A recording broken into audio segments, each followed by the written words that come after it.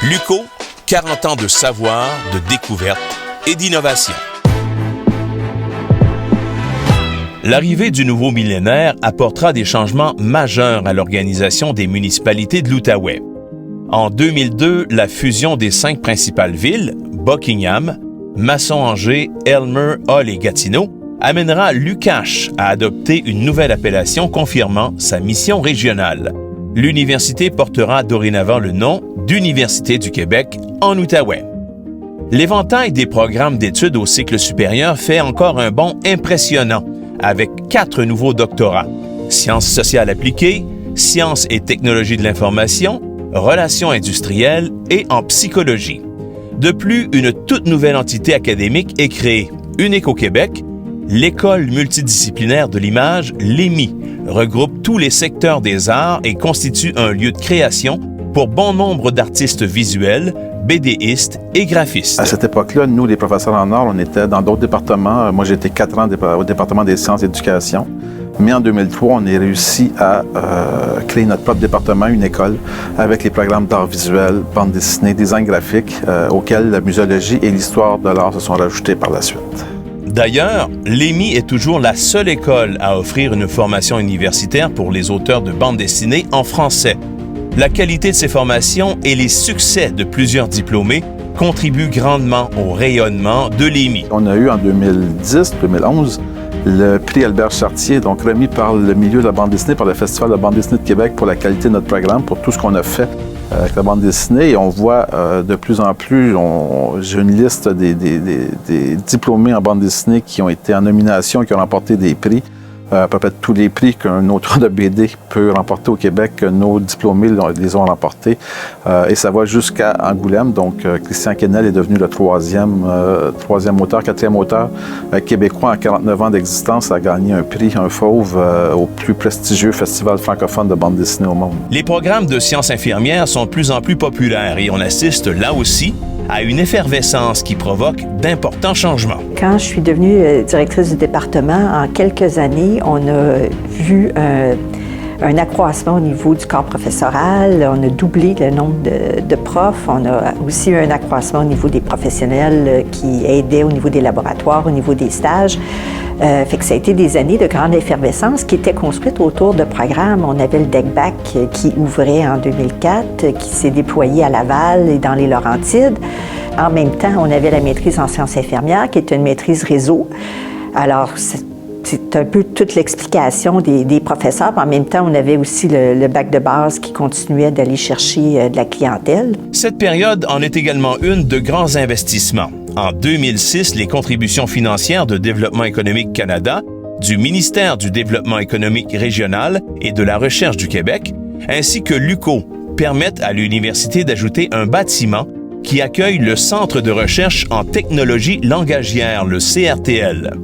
Le centre héberge le département d'études langagières, le Conseil national de la recherche et le Bureau de la traduction. 2 années plus tard, le recteur de l'époque, Jean Vaillancourt, en compagnie de la ministre de l'Éducation, des Loisirs et du Sport, Michel Courchaine, ainsi que les élus de la région, inaugure l'LC du pavillon Alexandre Taché. À cette époque-là, l'UQO est en déficit d'espace, principalement causé par une augmentation des espaces alloués au ETP en sciences infirmières.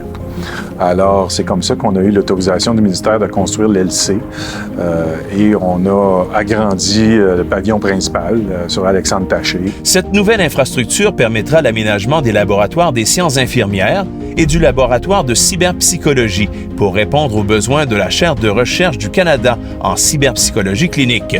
Dotée d'une voûte immersive à 6 faces nommée Psyché, cette voûte donne l'impression que la situation virtuelle est bien réelle. Il y a 9 voûtes de ce genre à travers le monde et celle de l'UQO est la seule alors dédiée à la santé mentale afin de développer des traitements pour les personnes vivant des problèmes liés au stress et à l'anxiété. Toujours en 2008, le programme des chaires de recherche du Canada choisit l'UQO afin de réunir l'élite de la recherche au pays. Plusieurs professeurs de l'UQO sont mis en vedette, dont le professeur Wojtek Bock et sa chaire de recherche du Canada en photonique. Son programme de recherche porte sur des technologies novatrices. L'équipe du professeur Bock utilise des senseurs à fibre optique pour la détection des vapeurs explosives dans l'air et la détection de toxines libérées par les cyanobactéries dans l'eau, les algues bleues. Le professeur Bock et son équipe obtiendront quelques années plus tard un brevet américain pour la création d'un nouveau senseur à fibre optique. Pour notre université, c'était une situation extraordinaire. Un grand organisme fédéral arrive ici pour célébrer 10 ans. À l'époque, nous avons eu déjà 4 chaires de recherche du Canada. C'était un moment où on peut dire qu'on s'est développé très rapidement.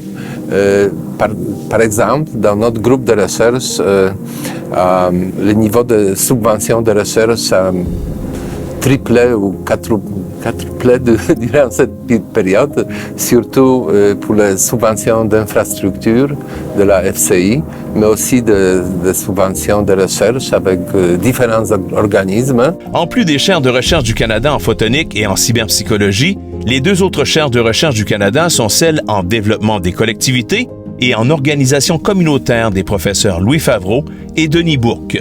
En avril de la même année, un don majeur de la famille Molson permet de lancer l'ambitieux projet d'aménagement d'une surface synthétique pour la pratique du soccer et du football destinée à la communauté étudiante et à l'ensemble de la population. Autre moment très attendu, après avoir offert des services universitaires dans les Laurentides depuis plus d'une trentaine d'années, l'UQO a maintenant pignon sur rue avec un tout nouveau pavillon à Saint-Jérôme.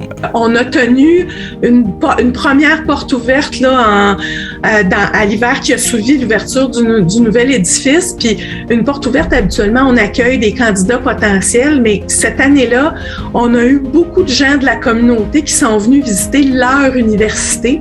On a un couple de personnes âgées. Le monsieur, quand il est rentré, il nous remerciait puis il disait « Moi, j'ai travaillé à la Roland, qui est une entreprise de pâte et papier à Saint-Jérôme là, toute ma vie.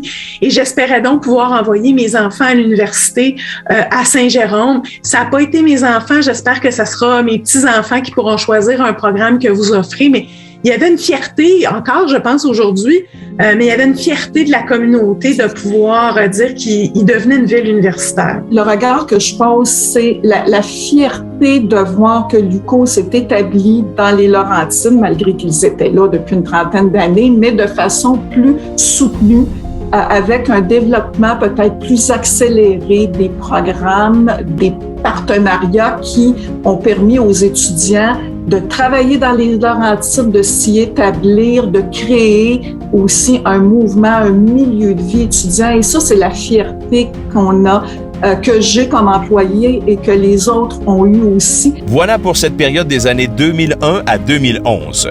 Nous vous invitons à surveiller la prochaine et dernière capsule historique soulignant le 40e anniversaire de l'Université du Québec en Outaouais. l'UQO, 40 ans de savoir, de découverte et d'innovation.